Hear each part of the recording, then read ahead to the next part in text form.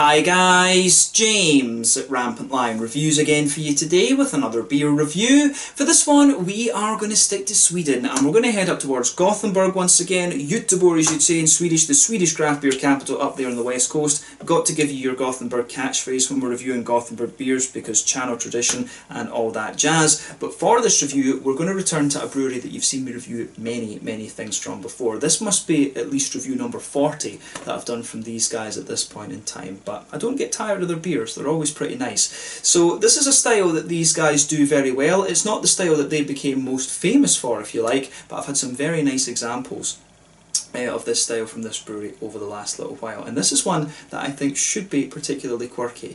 So for this review then we are going to return to Stigbergets Bryggeri and we're having a look at another Imperial Stout, and this I believe is the heaviest Imperial Stout that I've had from them so far. So this one is simply called the Big Bourbon Barrel Aged Stout of 2019, so a bit of a more plain kind of name I guess you could say compared to some of the other Stigbergets beers we've had before, but this one comes in at 13.5% ABV, and this was released as part of the Tillfälligt temporary assortment through Systembolaget on the 15th of December 2020.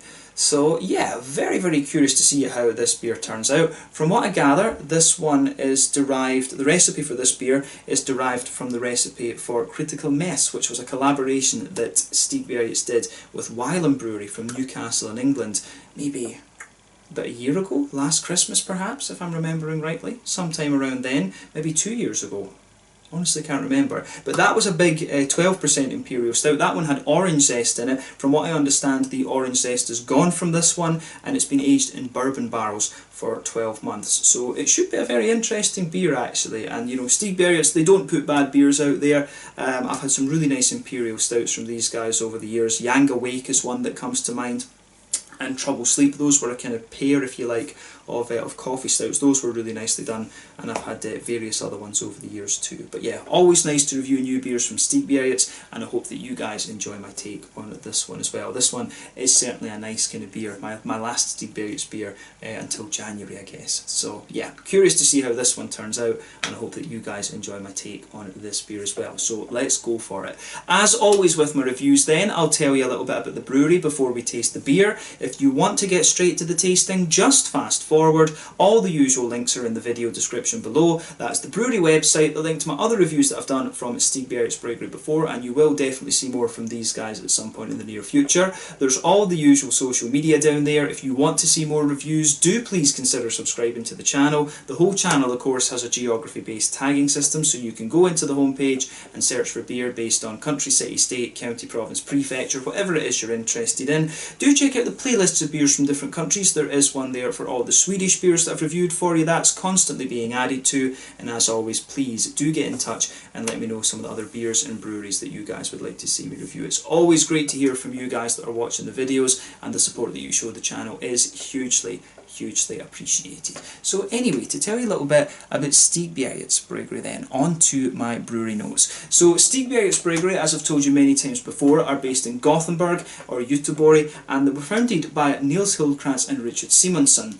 So these two guys own two bars that share the one kitchen. This is the Bar Kino and the Hagabyans Cafe, and you can find these on Linnegatan in the city, and they opened back in 2007. This building that they're in is actually an independent cinema, and if you want a closer look at it, you can check out my Out and About video that I did in Bar Kino. And I never made that connection with them until I actually went to see the building and saw that it was a cinema. But there's some very interesting films there. You've got the Hagabyans Cafe in the lobby, and then the Bar Kino in the basement basically, and both are definitely worth checking out. The kind of unofficial tap rooms in Gothenburg for both Stigbergets and OO Brewing, of course. But yeah, definitely worth checking out. But originally the idea that they had was that they wanted to brew a few beers that they could sell in the bars, but this led to them kegging the beer and selling it on to other pubs before they eventually began bottling the beers in November of 2014. The original beers that they were producing were mainly English and German styles, but of course they really started to make their name when they moved the focus to the more American hop hoppy styles of beer.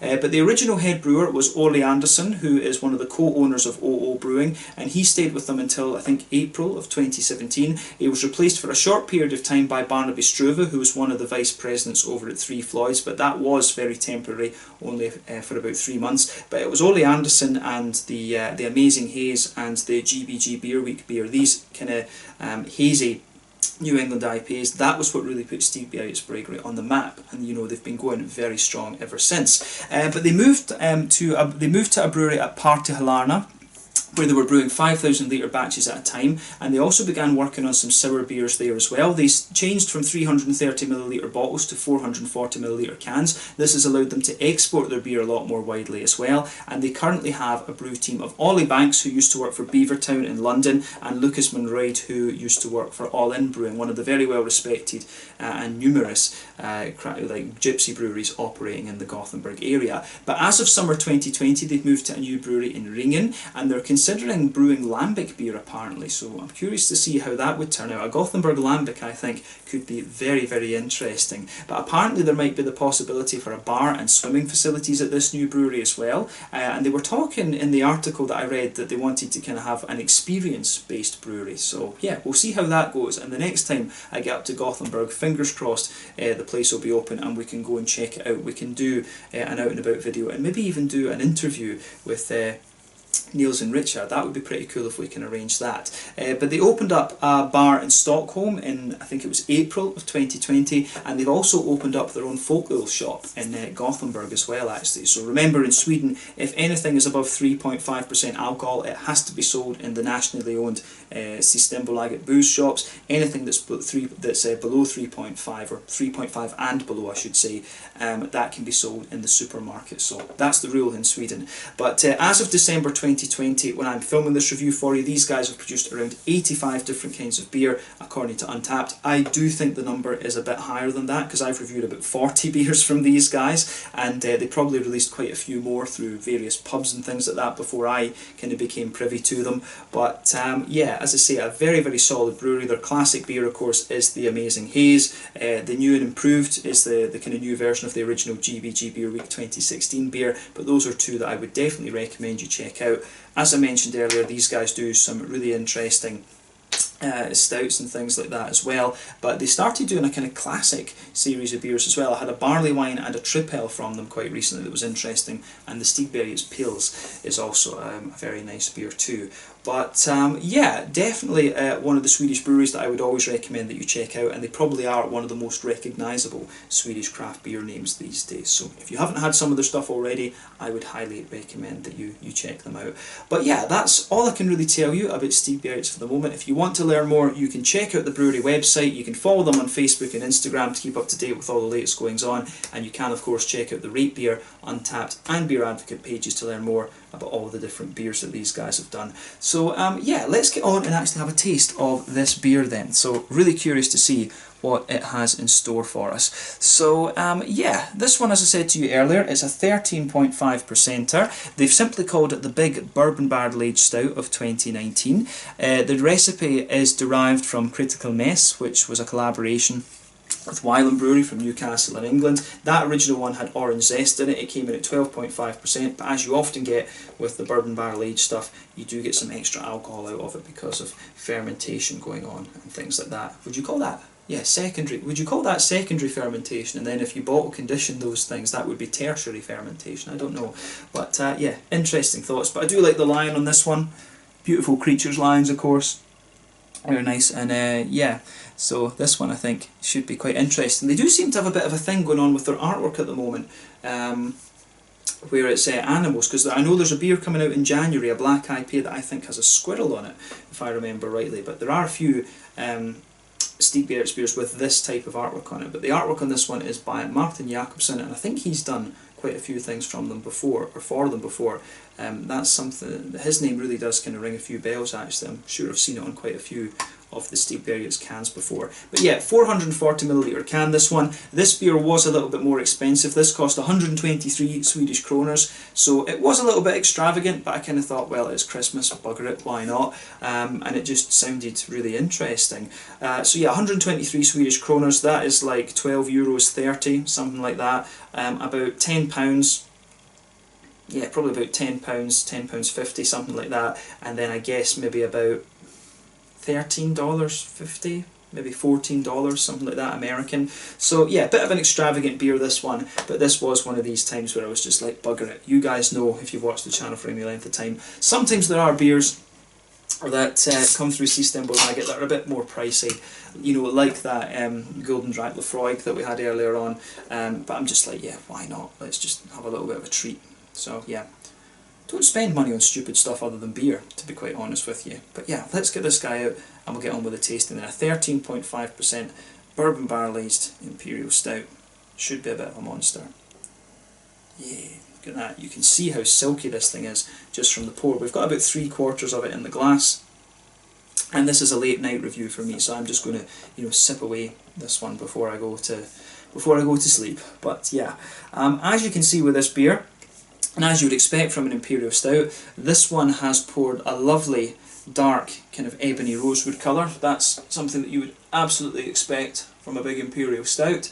Yeah, there's pretty much no light getting through this one, and I mean, when it's 13.5%, you would kind of expect that. It's got oats and wheat in it from what I understand, so that is going to make it even more opaque. But yeah, there is a wee tiny little hint of a Coca-Cola coloured edge coming through it, but overall it does look very nice. There's one or two big bubbles sticking towards the side of the glass there, and a few little ones going up towards the surface, but the surface is pretty much clear. There was a little bit of head on it as we poured it. You could see that it was a kind of medium tan sort of head, and there is just a little tiny bit around the ring, a little bit of a tiny ring around the edge of the glass there. But you know, as you'd expect from a big high alcohol beer like this, the head isn't going to last. But yeah, nothing particularly surprising about this beer in terms of its appearance when you consider what style it is. But yeah, let's have a closer look at the aroma then and just see how we get on with this one. I have to say I am very curious about it. So yeah. Yeah. So straight away with this one, you are going to notice the bourbon. You are going to notice the bourbon barrels. And one of the things that's always interesting about barrel aging, as I've mentioned before, is that I always find that barrel aging takes away from the mouthfeel a little bit. It thins the beer out, in my mind. So quite often, some breweries will brew their beers to be thicker. I think they give them a slightly longer boil and just, you know, put a bit more oats and stuff like this in them to thicken them up before they do barrel aging, because then they get it down. Basically, you kind of factor in that decay of the mouthfeel, if you like, when you brew these bourbon barrel ones. So I'm curious to see exactly what the mouthfeel of this one is like, and we'll find out soon. But yeah, straight away with this beer, you can smell that lovely kind of oaky backbone. This beer smells very silky, and it's, you know, at 13.5%, that's to be expected, to be honest with you. So it comes across as very silky in a lot of ways. You can smell that smooth oak in there. There's a little bit of vanilla coming out of it, but of course you can smell that slightly sweet brown sugary bourbon coming out of it. As I've told you before, being Scottish, when I compare the Scots whiskies to the American ones, and it's the same with the beers, the American stuff is always a little bit just kind of sweeter. The Americans take sweetness to the extreme a lot of the time. So yeah, bourbon barrels for me, they're always quite sweet in that sense. So you can really smell that kind of nice sweet brown sugary note from the bourbon whiskey in there. So yeah, that's forming the backbone of the beer. It's the smooth oak, little bit of vanilla, and a wee bit of that kind of brown sugary bourbon that comes out of it too. So yeah, the aroma of this one is pretty nice actually. I really like how this goes together. So yeah, for me, the aroma of this beer is quite nice. It smells it actually smells in a lot of ways like it's a bourbon barrel aged imperial milk stout. I mean, you can really smell a lot of the oaty character out of this one. You can smell that there is a little bit of a roasty toasty black malt in there, but not too much. I would say that this one really leans towards the kind of chocolatey side of things. So yeah, when you take the aroma in quite deeply, you will get the wood and the kind of bourbon, of course, is forming the backbone of the beer. But you do get a wee touch of a roasty black malty element to it. You can smell the big kind of chocolatey notes in there. I would say that it's maybe about you know, it must be about a 60% cocoa or something. It's got more of a dark chocolatey note to it, but at the same time you are getting those more milky kind of qualities out of it as well. There is a good bit of a kind of brown sugar in there as well. It's got a kind of toasty, caramelly note to it. It's not got so much. It has got a wee bit of the kind of big oily treacle molasses sort of thing in there, but yeah, it does have a good little bit of that kind of thing in there. So I do like how this one goes together in that sense. It's not doing anything overly surprising, I guess you could say, from the Imperial Stout perspective and from the Bourbon Barrel-Aged Imperial Stout perspective. It actually comes across as quite, you know, reserved and almost straight shooting in its aroma in a lot of ways. It's not the most complex aroma that I've come across within this, you know, particular style bracket almost, but it does go together really nicely. We have to say that about it for sure. So yeah, and it's actually it smells very, very smooth and very, very silky actually. So I think that's probably a good way to kind of summarise the malty part of this beer. There are one or two little nutty elements in there as well, but I'm sure this one's going to have a lot of flavour to it when we take it in. But to me, this is quite a straight shooting Imperial Stout, especially a barrel aged one when we think about that. So yeah, for me, I like this one. But yeah, on the hoppy side of things then, as you would expect when the beer's been in a bourbon barrel for 12 months, most of the hoppy character will have dropped out of it. But yeah, you do get a little bit of earthiness from this one. You can pick up the remnants of a little bit of floral aromaticity, and you've also got a little bit of a lighter kind of grassy quality to the beer as well. So yeah, there is a wee bit of even a tiny little bit of zestiness to the grassiness in there too, which is quite interesting. I'd be curious to know what hops were used in this one. Would it be like Summit or Eureka or something like that?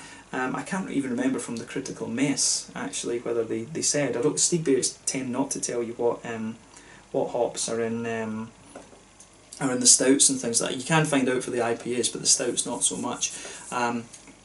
But yeah, you do get a little bit of zestiness from the grassy characters in this one, and of course it does have some of that big kind of black and red fruity character to it. So when you smell the aroma, there is a wee touch of a raisiny sharpness to it. You get juicy plums in there as well, which I like. Yeah, some juicy plums, a little bit of a sharp kind of raisiny quality as well, which I like for sure.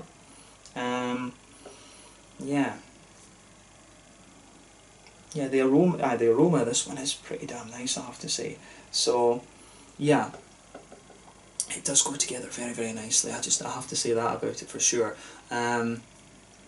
So yeah, how would you say? Yeah, the fruitiness of this is you get a little bit of a sharp kind of raisiny note out of it. You've got a bit of that thicker oily plum. You do get a wee bit of the lighter fig, but that to me takes a bit of a back seat. Definitely some big thick kind of black curranty notes in there. I've always found the black currants to be a little bit more juicy than the more kind of sharp and bright blackberry. But is there anything more to that? There's maybe a wee bit of that kind of. It's not really got that pruny kind of thing. I think again the fruits are pretty straight shooting in this one. But yeah, take a little bit of time and enjoy the aroma of the beer before you get stuck into it. I think it's quite interesting for sure, just because of how straight shooting it is. But we're going to have a taste of this one now and see how we get on. So this one, to give it its full name, is the Big Bourbon Barrel Aged Stout 2019, coming in at 13.5% ABV from Stigbergets Bryggeri in Gothenburg on the west coast of Sweden. Let's get stuck into this. Slanja, skål, cheers.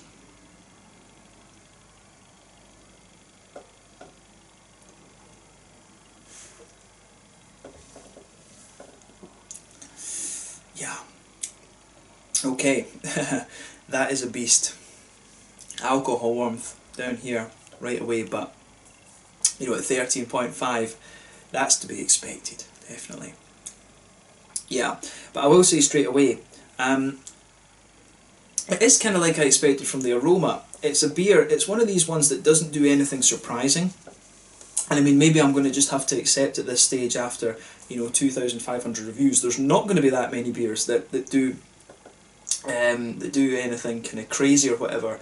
But yeah, I mean, it's very well crafted, and again, you can't ask for much more than that these days. There's so many good beers out there that all you can ask for is just one that's really well crafted. And you know, we've come to expect that from Stigbergets, so thumbs up to them once again. This is quite nice, and this is a bit different for them, I guess. I don't think I've had too many barrel-aged beers from Stigbergets, actually. This could well be one of the first ones, now that I think about it.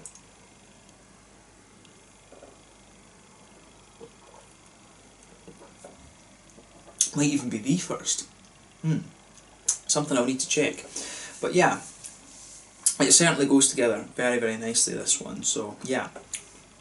So straight away with this beer, in the middle third of your palate and the back third of your palate, you can feel that lovely, smooth, oaky, woody quality there from the bourbon barrels.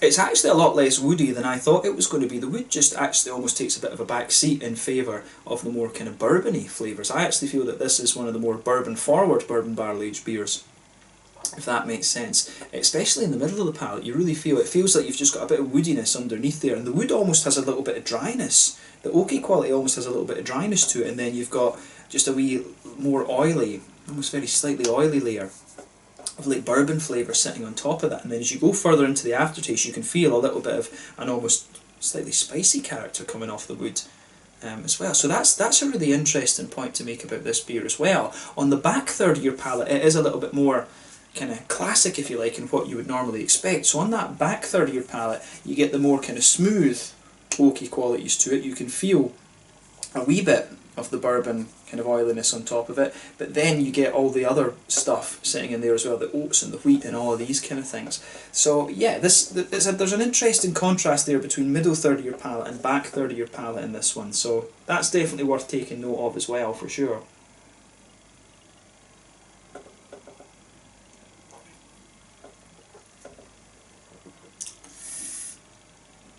Yeah. This is very nice, this one. The beer does sweeten up the further you go into the aftertaste. I have to say, it really does sweeten up a little bit for sure, which is great. But yeah, the bourbon does come out, and you do get more. You can feel that almost in the middle of your palate, the bourbon just like wettens up a little bit, which I think is really nice.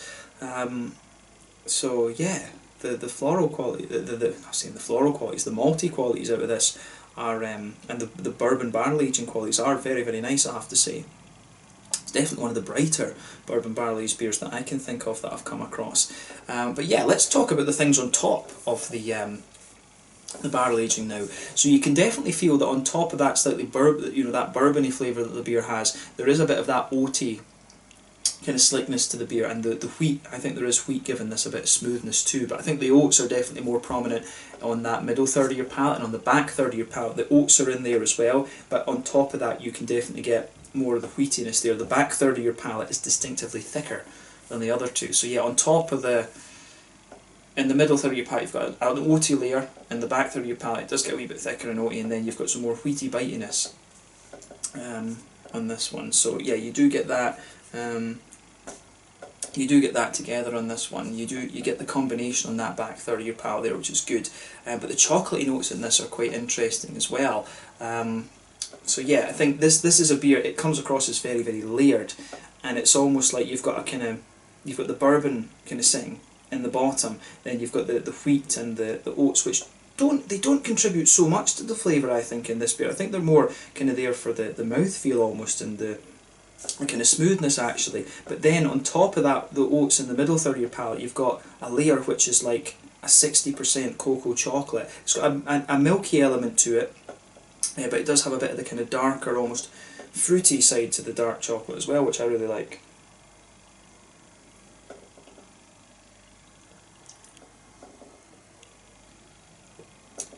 But yeah, the flavour profile of this one, just it grows on me the more that I drink of it. So it's really really nice. One thing I will say about this beer as well is you do get, if you go to that the front half of that middle third of your palate, you can get a few wee vanilla elements coming out of this one, but they're quite mild. But you start to notice them a little bit later on. But yeah, let's see, on top of the oats, nice chocolatey layer, and in the very centre of your palate you have a kind of oily. You do have a little bit of that kind of brown sugary note to this one, and the brown sugars in this beer are quite interesting again. So you do have, it's like a sweet caramel, but at the same time you can feel the bourbony flavours coming up from the wood in this one and just almost infusing into that, and it almost gives the impression of a slightly biscuity type flavour. So the brown sugars in this again are quite interesting too. I really like that. And if you go to the centre of your palate, the very, very dead centre, and then move further forward, you will notice that there is a wee touch of nuttiness to this beer as well. But yeah, this is definitely one of the kind of smoothest and almost thicker.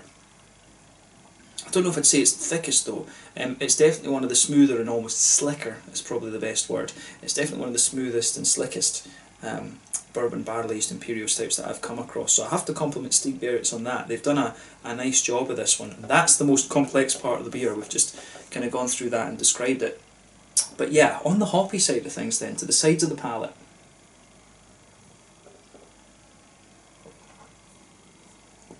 There's a wee remnant of little remnant of earthiness there, not too much, but as you move further forward along the side of the palate, it does kind of, a wee bit of the earthiness does kind of come out. You do get a few remnants of a floral aromaticity on the front corners of the palate. It's almost a tiny touch spicy actually, which is interesting. That might be some of the woody elements just kind of creeping over, if you like, but then round the front curve of the palate as well, it's a little bit lighter and grassier.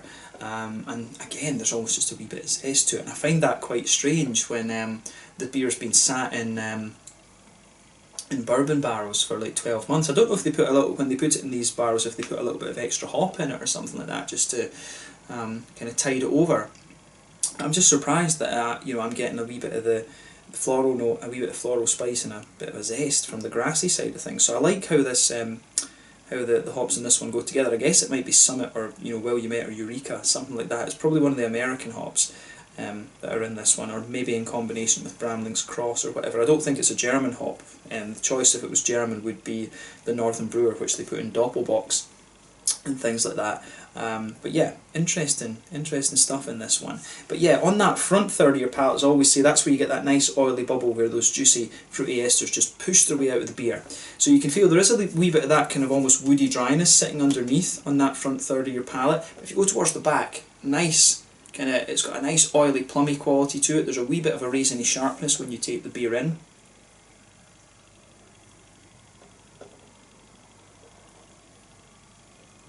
So yeah, you do get a wee bit of a raisiny sharpness in this one, a wee bit of an oily plummy character. Then as you come further forward from that, it's got some, it does have a wee bit of, it does get a little bit of a figgy quality. I mean, in the back part of the front third, yeah, plums, bit of raisins in the beginning, then it develops to be a little bit more kind of figgy, and then it's got a little bit of a, pardon me, a sort of blackcurranty, blackberry type thing out of it actually. So I like how that goes together for sure. It's really nice how that all kind of comes into play actually. So yeah, the fruity side of this one isn't overly surprising, but it's just nicely executed. I think that's a good way to kind of summarise that. But yeah, I think that gives you an overall picture of everything that's going on in this beer. You do get one or two almost cakey elements out of this too, which is quite interesting. Yeah, particularly in that border region between middle third and front third of your palate actually. So yeah, this is a really interesting beer, this one, and I have to say I've certainly enjoyed it. Nothing surprising about it when you consider what it is, but just well crafted, and that's you can't ask for much more than that these days, as I've repeated a few times in this video. But yeah, mouthfeel wise then,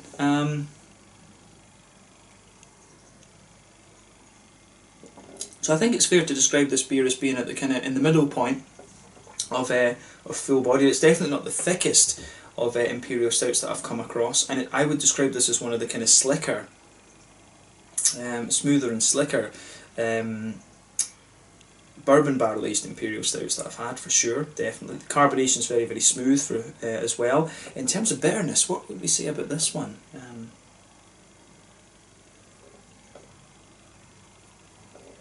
Yeah, the bitterness, I would say, is, there's a wee bit of it. I mean, it must be, it's not too high. I think it must be about 50 IBUs, something like that, 50 or 60. There is a wee bit of that from it. It's quite, there's a bit of woody spice in it, like I said, and it's got a wee bit of a kind of toasty black malt, but not overly much. This is really smoother and sweeter and just boozy rather than anything else. I mean, you get a bit more alcohol warmth out of it for sure. But yeah, I like how this one I do like how this one goes together. You get the you get a lot of really interesting stuff out of this one, but yeah, it's the middle part of your palate there. Bit of dryness, like I said, a lot of smoothness to it, and a wee bit of sweetness. It develops the sweetness a little bit later. About 50 IBUs, I would think, and some nice juicy fruits out of it. And quite a bit of alcohol warmth for sure from this one, but at 13.5%, that should be a bit of a given. But yeah, I like how this goes together. So yeah, this one I think has been really interesting. So I think we can round off the review there. Yeah, try this one for yourself and see how you go. It is a little, it's quite a reserved Imperial Stout in my opinion. I think you will get more kind of punchy ones if you like from Stigbergets. The Yang Awake and the Trouble Sleep are probably a bit more punchy than this, but this is definitely a nice kind of change of pace if you know this brewery. I think it's nice to see them do something slightly different. As I said, I think this might well be the first barrel-aged beer that I've had from Stigbergets thus far. So yeah, definitely worth having a go at, I think. And even though it's a little bit more extravagant in price, I'm glad that I reviewed this one. So yeah, let's leave it there. So yeah, once again, thank you for watching my beer reviews. Until the next time, please like, subscribe, share, all the usual YouTube stuff. Let me know your own thoughts on this beer in the comment section below. Let me know what your favourite beers are from Stigbergets Bryggeri as well. We will return to these guys in January. I'm sure they've got a black IPA coming out that I'm very curious to try. But in the meantime, thank you again for watching.